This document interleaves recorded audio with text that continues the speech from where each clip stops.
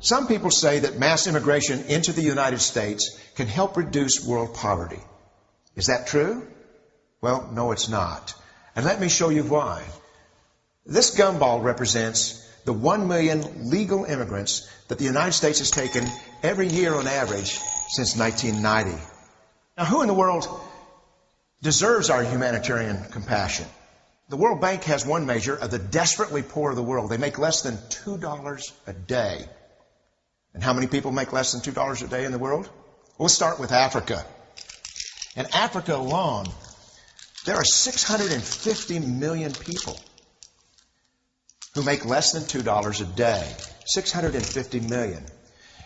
And in India, another 890 million people, desperately poor. China adds another 480 million people, making less than $2 a day. And unfortunately, the rest of Asia has a heartbreaking 810 million people who the World Bank says make less than $2 a day. And finally, there's 105 million of Latin America's population that are desperately poor. All told, the World Bank says there are 3 billion people in the world. 3 billion people who are desperately poor, making less than $2 a day. That's 3,000 gumballs. And every year, we take 1 million and suggest that we've somehow made a humanitarian difference. Of course, we don't pull our immigrants from these desperately poor populations, do we? These people are too poor, too sick, too disconnected to make it here as immigrants. We tend to pull our immigrants out of the better off poor of the world. And Mexico tends to define the type of immigrant that we bring here because the plurality of people come from Mexico. And Mexico is poor. How many people in the world live in countries that have average incomes lower than that of Mexico? And the World Bank tells us that that number is these 3 billion plus another 2.6 billion people.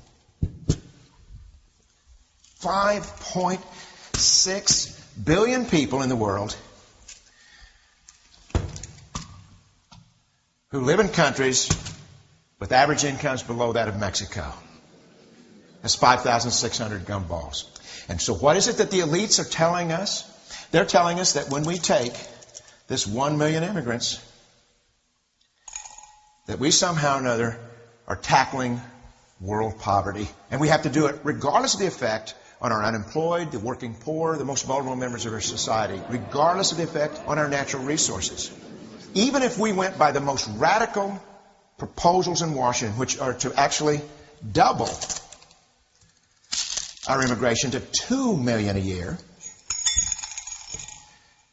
which would totally overwhelm our physical, natural, and social infrastructures, we couldn't make a noticeable difference. And we may be really hurting the impoverished people of the world because the million that we do take are among the most energetic, often the better educated, certainly the most dissatisfied people that if they did not immigrate would be the agents for change to improve the lot of all the people in these countries. The true heroes in the global humanitarian field are the people in these countries who have the wherewithal to immigrate to another country, but instead stay in their countries, to apply their skills to help their fellow countrymen. Unfortunately, our immigration system tends to entice these very type of people to abandon their countrymen. The impossibility of making even a dent is actually worse than it looks here. Because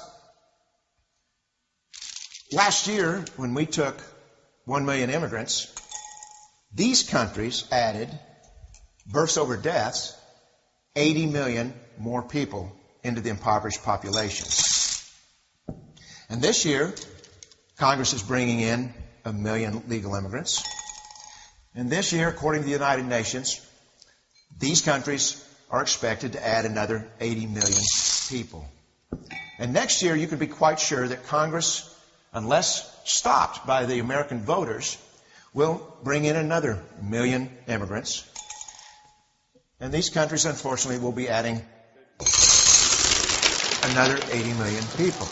into these impoverished nations.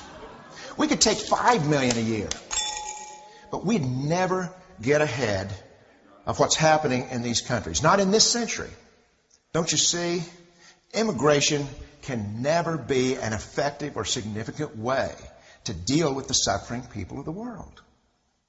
They have to be helped where they live. 99.9% of them will never be able to immigrate to a rich country. There's no hope for that. They have to bloom where they're planted. The only place that 99.9% of these people can be helped is where they live. Let's help them there.